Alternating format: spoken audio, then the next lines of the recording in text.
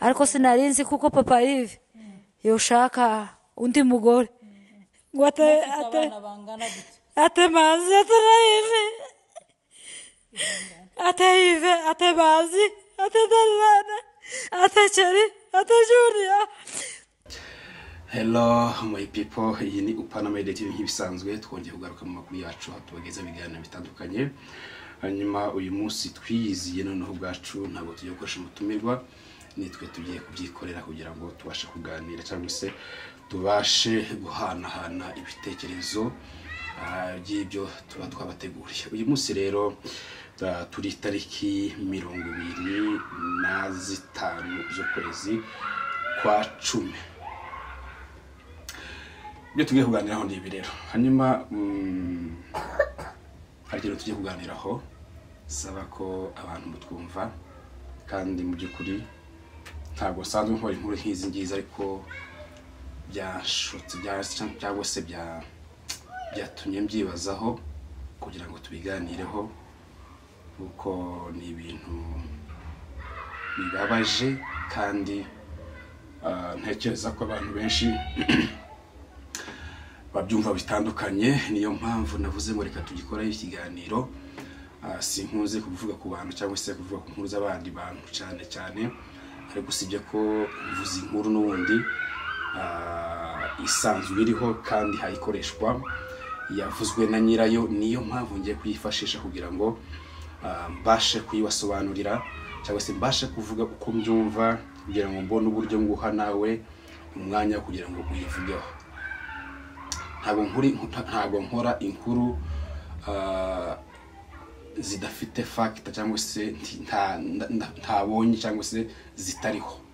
Ngiye kuba ikintu kiriho kandi kivugwa, gifite amakuru, gifite uko kimeze, idashobora kuba ndafite amakuru menshi kuko ntabwo navuganye na nyiri bwite, ariko ndagendera ku kiganiro cyakozwe kuri channel yitwa Mama Mulenge TV Show.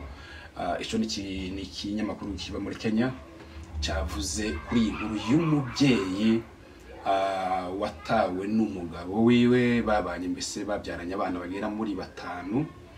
Ubu akaba yarabyaye undi mwana bivugwa ko atari umugabo, bikaba byaramuviyemo umugabo kumuta. Hanyuma uwo mugore akaba abayeho mu buzima bubi. Tugiye kubivamo, ariko mbere ko tubitangira cyangwa se mbere ko mbibabwira, reka mbanze mubufishe kano ka video. Rero uyu nguyu wamzariye uyu mwana yaje ari umushitsi wanje kubera ubuzima.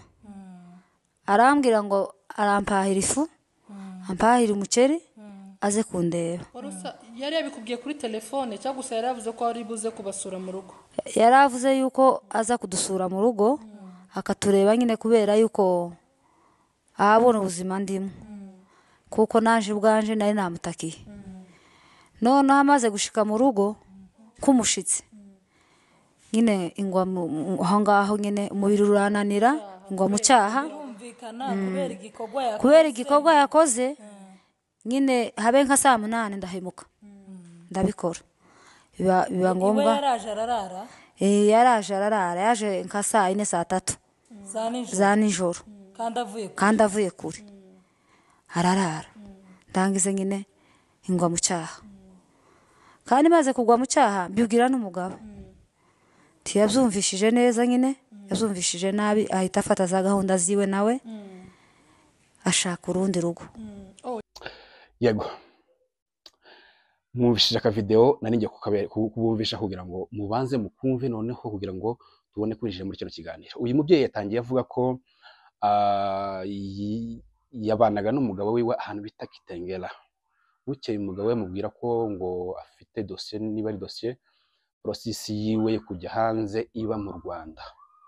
Uwo mugabo aravuga ngo aragiye, asiga hashe, yishuye inzu, abwira umugore ko agiye ngo azamushakira uko agomba kubaho nyine mu buzima bwa buri munsi. Urumva ko umubyeyi ufite abana nawe wishakishiriza nyine ubuzima nyine bwa hano, ababituye muri Kenya barabizi. Noneho nyuma yaho umugabo amaze kugenda, umugabo asa n'umusigiye muramu we mu rwego ukuzajya amufasha.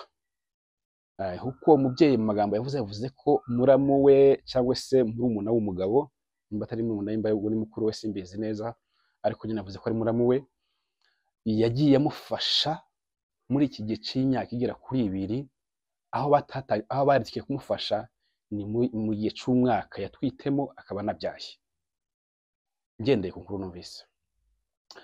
Hanyuma uyu mumama amaze iyo myaka yose yari ariho igera kuri 2 ari wenyine, urumva ko umugabo yamufasha. Umugabo ntabwo ari umufashaga, yafashwaga na muramu wiwe, muramu ufite nawe urugo rwe.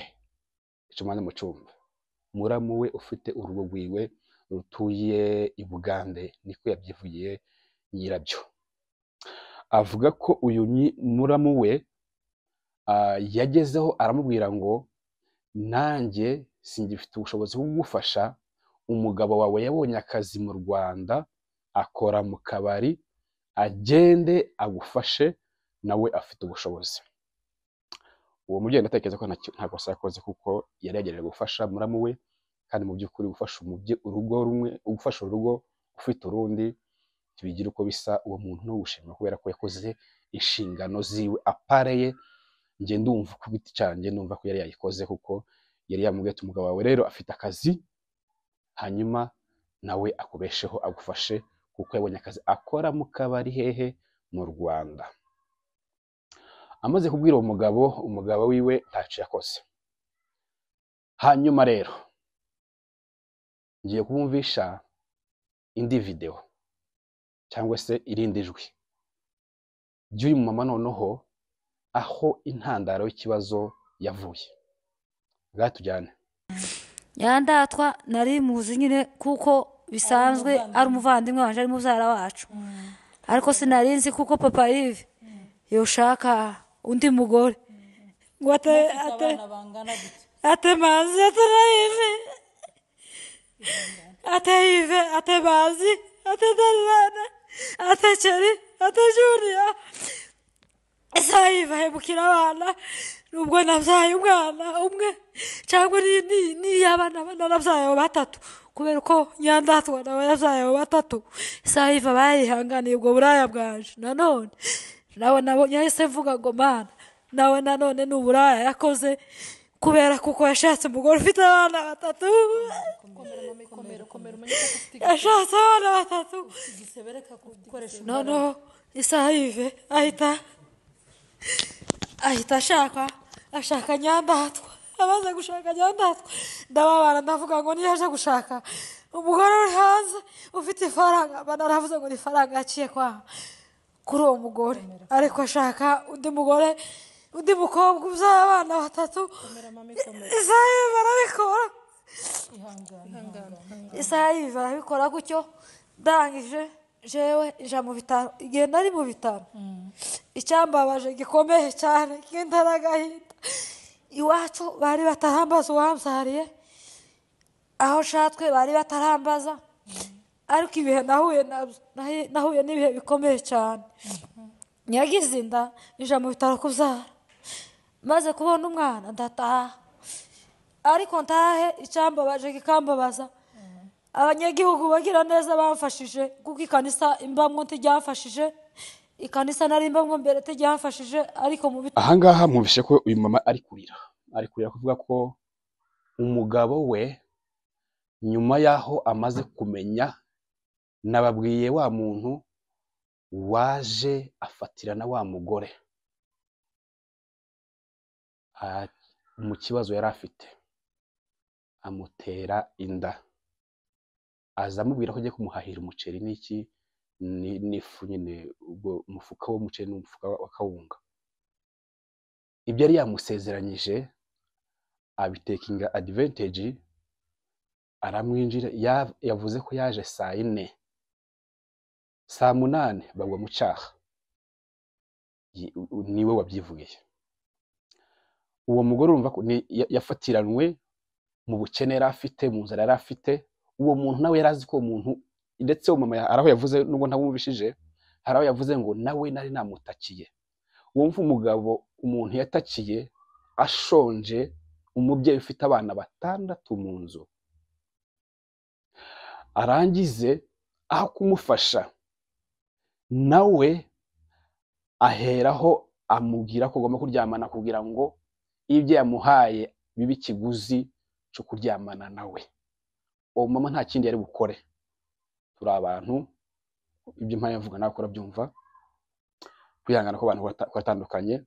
Umubyeyi we Eida wenda yari yanaburaye, kiwe na ntiyaraheretse kurya, ntiyaretse kubona ico gikoma, cyangwa se n'ibyo biryo by'uwo munsi ntabyo yari afite. Aramufatirana, arangije kumufatirana amukoresha cyacu ubusambanyi kugira ngo amuhahire gusa. Umugore amaze kugwa mu cyaha abibwira umugabo. Mwumve ukuntu uyu mubyeyi ameze. Abibwira umugabo. Amaze kwibwira umugabo, umugabo niwe yahereye yavuga ko wenda ashaka ko mubwiye ngo byanye nawe birarangiye. Umugabo noneho yego ntaco azamufasha muri imyaka 2 yose yarishize, nta kintu yamufashaga ku giti ciwe. Noneho kandi haje mu cyo kibazo, noneho byahise birangira burundu. Umugore urumva yabaye mu buzima nubwo atawurambuye bwose, yabaye mu buzima burebure ari wenyine yifasha kirya mu gihe kingana n'umwaka atwite. Wa mugabo muteye inda yamutaye aho ngaho ntiyongeye kugira gute kumukurikirana. Uyu mugabo ngewe ku giti cyanjye mbona ko ari we ntandara w'ibibazo byose bya runo rugo ngewe ntazi, ndi kubona kuri social media byatumye mbivugaho uyu munsi. Icyo ugiye kubivuga ni iki? Uyu mugabo amaze gusambanya uyu mugore yasigaye yikorera ingaruka zo kuba byaze bikunze yafu ntiyamaze amezi 2 n'wa muceri. Mu mezi 9 umubyeyi yagomba kureramo iranda ayifite, yarajya akirya wenyine.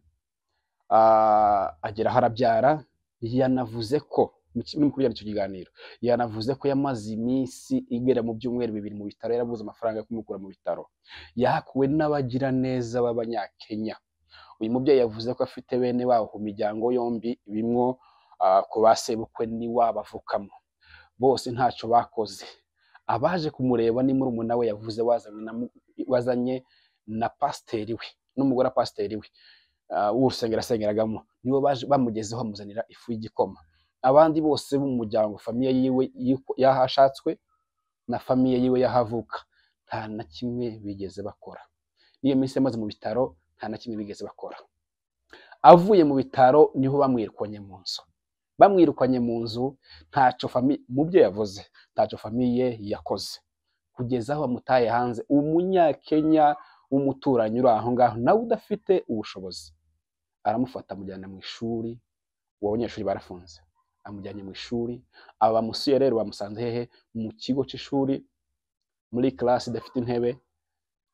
Je pense que we n'abakukiye ikiganiro bayibonye. Mu buzima bw'umubyeyi noneho depressing yabyaye abazwe, ari muri ubwo buzima, afite umuryango, afite abavandimwe biwe.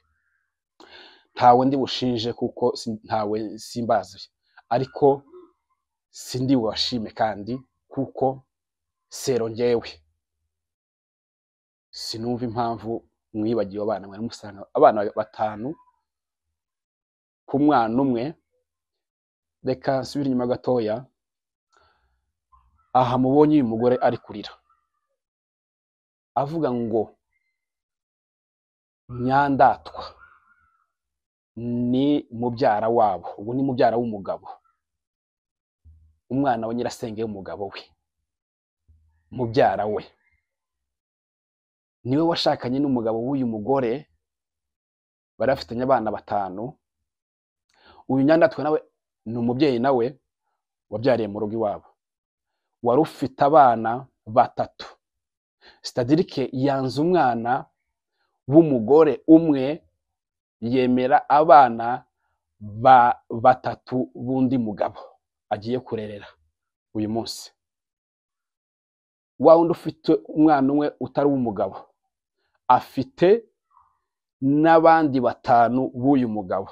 Uyu mugabo yanze abana be 5, yanze umwana umwe uri mu bana 5, yemeye abana 3 batari mu mwana wiwe n'uyu umwe. Mwumviye scenario y'ukuntu imeze. Nkibaza ngo ibi ni mu kinyamurenge biba, ni mu mico yacu, niko bigomba kumera. Abantu bakuru muzatuganira, muzadusubize muri commentaire irafunguye hangaho mwandi cyangwa umuntu atanga igitekerezo atubwira ngo nyirabayazana n'uyu mugore yego hanyuma se abana ko ari kwa victime. Hari ahandi twasibutse haravuga ngo muri cya kiganiro bakoze nico ndi kwifashisha kuko mfite factor ndi gukoresha kandi zavuzwe na nyiri bwite. Uriya mama yavuze ngo abana we babiri umwe bakwa sekuru undi bakwa se wabo, uwabaga kwa se wabo yashwanye ntiyumvikanye naho yarari nimba ari kwa je pense que no kwa se wabo nimba ntibeshanga murambabarira yatandukanye naho yarari ubwo ni banyina wabo. Amaze gutandukana nabo aba ku Munyakenya nimba ari mwana w'umuhungu nimba ari mwana w'umukobwa wari wese ari ku Munyakenya udafite ubushobozi nawe umwana ari muri ghetto. Hita wumva noneho umuryango famille uyu ni umwana wanyu nubwo ari ura mu mama musa nabataye cyangwa se usa n'utagifite agaciro mu muryango biraterwa nuko bimeze ariko uyu mwana ni wanyu afite se afite nyina afite base wabo naho yarari ariko base wabo afite banyirarume ari gucumbikirwa n'Umunyakenya uba muri ghetto. Nje ntazi ubuzima bwiwe byanze bikuze umuntu wa muri ghetto si famille ta famille ba muri ghetto umuntu n'ujye wa muri ghetto ari wenyine ndashaka kumwe n'umuhungu umusore cyangwa se imbere umukobwa wari n'abandi bakobwa b'inkumi bakiri batoya. Hita wumva ubuzima umwana ajya gukuriramo uhita wumva imico umwana ajya gukurana uhita wumva ejo hazaza h'uyu mwana ku mubyeyi we no ku muryango wabo. Hari abantu bazagira isoni zo kuza bavugisha abantu bamwe kubera ibyo bakora. Ndatekereza ko izi ni inshingano nkeya z'umuryango apana ababyeyi gusa z'umuryango wose kubera ko uyu mwana ubuzima bwe bwose sintekereza ko sinzi ubuzima umwana yabayemo kugira ngo ageraho abana n'abo bantu gutyo wenda ari amakuru menshi simbizi ariko sintekereza uburyo umwana baba baho ngaho tibabana na mama wiwe usibye ko mama atavuze imyaka yo kavuze ko abana ngo bari bakuru bamukuyeho abana baragiye baje kwiba umwe agiye kubana n'Umunyakenya undi noneho ari kwa sekuru. Igitangaje n'uwo nguri kwa sekuru imba kwa sekuru imba kwa se wabo ntago yiga. Nibwo tofasha umuntu akamubwira ati ngiye gufatira umwana arangizwa ugatunga umwana utiga waba baramufasha kugira ngo uzumugaburire gusa umwana de police noneho wanyu muri famille yanyu. Tegereje commentaire zanyu abafite amakuru menshi kuri ikintu zakitubwira cyangwa se twenye tuzishakira umubyeyi tumuganirize tumubaze ko bimeze hanyuma abantu bashaka kuzamufasha mu by'ukuri ni mu bishaka muzatwandikire tuzashanya nimero zacu hariya muzatwandikire tuzabaha nimero yiwe muyamwohereza pana twebwe muyamwohereze mumufashe mu buryo bumwe n'ubundi kuko akeneye gufasha kuko ni umubyeyi uri mu nzu ni igishuri wabyaye abazwe ari mu buzima buteye isoni ubabaje. Ikintu kiratangaje mu bwoko bwacu bw'Abanyamulenge ntabwo ibintu byakunze kubaho cyane cyane wenda adushaka ko tutabizi cyane ariko biratangaje ko umwana utari imfubyi ufite umubyeyi akaba yaba mu buzima nk'ubu ngubu. Uyu mubyeyi icyaha cyose yaba yarakoze cyari cyose abana ntibarakwiriye kuba victime. Mwari gukora uburyo bwose bushoboka aba bana ntibaba victime bagifita umuryango. Mama wabo nimba arakoze icyaha yagombye kukibaza ku giti ciwe ariko ntimutaba abana cyangwa se simbizi uko mwari kubitekereza no gutwara abana nimba kugira gute ariko aba bana ntaba victime. Abana bari kwicwa n'inzara bafite base wabo bafite ba nyirarume bafite abavukana n'abanyirasenge barahari. Reka tubote kubera ko byagiye hanze reka tubavuge kubera ko byagiye hanze kuko twabishize hanze sinatwe twabitangije dufite umwirabyo niwe byivugiye. Ndatekereza ko wenda nimba turengereye ba nyirabyo noneho bazaza tubwira ngo iki mwavuze sico ariko mu by'ukuri ishite bavane muri ka tuvuge ikintu turi mu isi ya social media twirinde guhemukirana kuko ibintu bizagera ku bana.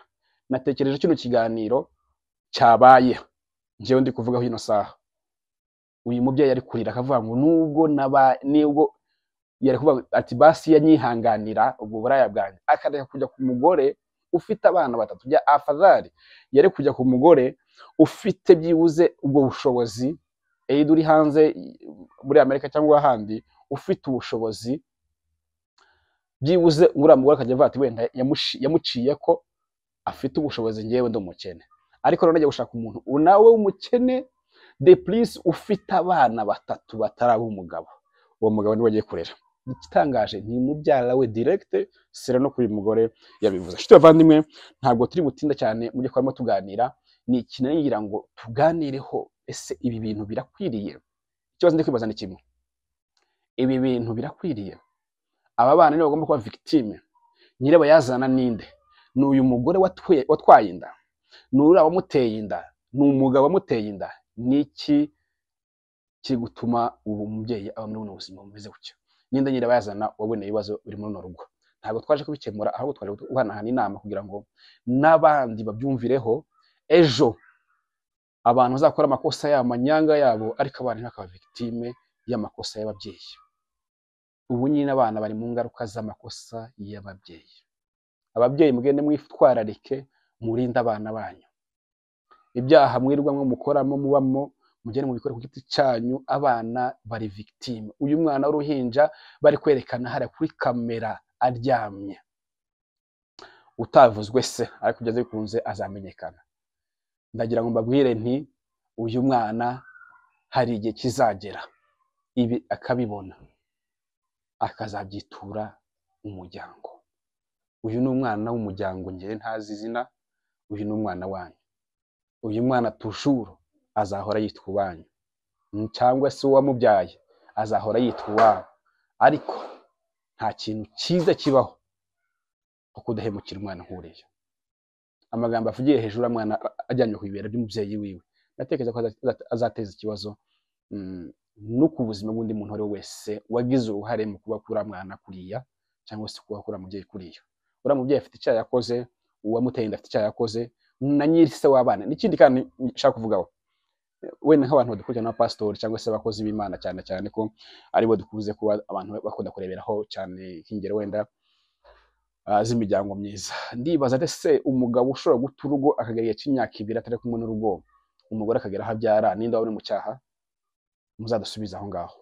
Umugabo wataye urugo igihe cy'imyaka 2, umugore akagera agwa mu cyaha, akaryamana n'abandi bagabo kubera ikibazo cy'ubukene abaye kuko umugabo atamufasha, ninde ufite ikosa aho ngaho? Ikigira kabiri, ubundi twe tujya gukora ubukwe baratubwiraga ngo, sinzi nimba biba mu mategeko, ariko tujya gukora ubukwe baratubwira ngo mu mategeko bari kuba tujya gusezerana, twakoreraga ubukwe tujya gusezerana, baratubwira ubundi nyuma y'amezi 6 utabana n'umugore for no reason, umugore yemeye gusaba gatanya mu gatandukana. For no reason, umugore yemeye gusaba gatanya mu gatandukana. Noneho umaze imyaka 2 ntubana n'umugore, ntukontribiwa, ntacyo umumariye, umugore agezeho ajya gutanga amagara ye kugira ngo abone ko bana barya. Umugabo ikibazo serongewe, icyaha ni wowe gifata. Niyo mpamvu turi kwivuga ngenda gushinja ko byose ari wowe. Iyi ni Upana Media TV bisanzwe, tudusaba ngo ukomeze wana twigana bya buri munsi, hanyuma tuduhanahana ibitekerezo, ntabwo dututse, ntaho tugiye nabi, ariko ntabwo nkoresha amagambo mabi natekereza ko umuntu wese ari kubyumva bino bintu, n'abandi bazabivugaho, ariko nagira ngo duhanahana ibitekerezo. Ese ibi bintu birakwiriye muri community yacu? Birakwiriye mu muryango yacu, mu family yacu? Birakwiriye? Igitekerezo cyawe kirakenewe muri comment, hanyuma kugira ngo tuganire kandi ibi bintu bicike. Hanyuma ushaka gufasha uriya mubyeyi atwandikire, twe tuzamushakira nimero tuyimuhe, hanyuma azamwohereza iyo message yifuza kumuha. Nubwo byabimeze kuriya, nishaka turi kwikorera mubyeyi tubikorere bari abana bari kuba victime y'ibira byose, uretse uriya mwana wenyine uvutse n'abari abandi.